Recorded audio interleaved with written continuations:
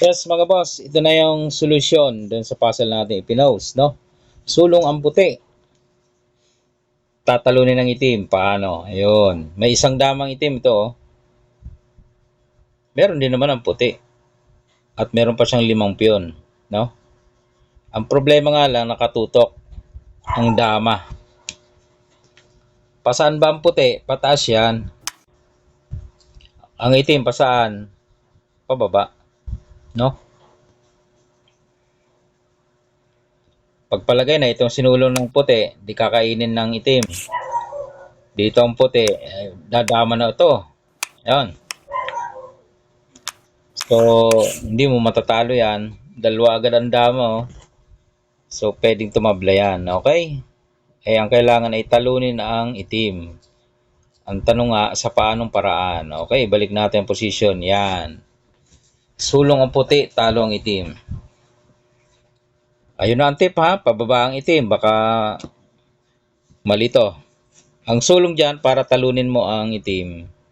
Dahil nakatutok naman ito. Ito ang gagawin mo. Yan.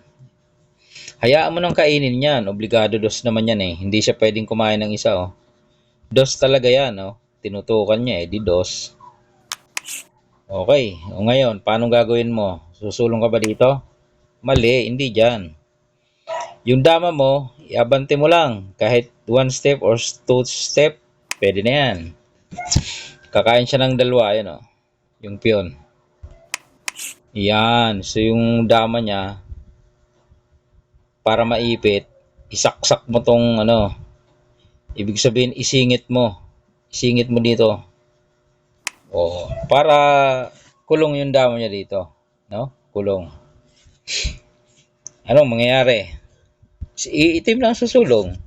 Pwede siyang sumulong dito. Pwede siya dito.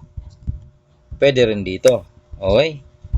O, saan natin unahin? Alam ba, dito siya, magpapadama siya. Dito ka na. Kakain yung dama niya. Kain ka naman ng 3. Talo na siya, no? O.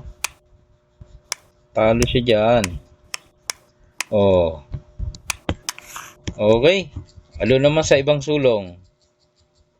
Pwede naman. Saan? Dito? Ito pa rin ang gagawin. Kain yung dama. Nakuha mo ang sentro. So maglalagari ka dyan. Yung dalawa niya, wala na. Hindi na tatawid. Okay. Balik natin. Tapos na tayo dito. Tapos na tayo dito. Ito na lang. Dito ka naman. Yan. Kakain yung dama niya. Sa sentro ka lang. Yan. Agaw mo lang ang gitna. Agaw mo. Balik-balik ka dyan. O, di ba? So, hanggang ipakain niya na yan. Ayun. Doon na natalo. Alright. Yan ang solusyon mga boss, ha. Para meron na agad solusyon kung hindi mo pa nakita. Ayan na. Matik. Meron na agad.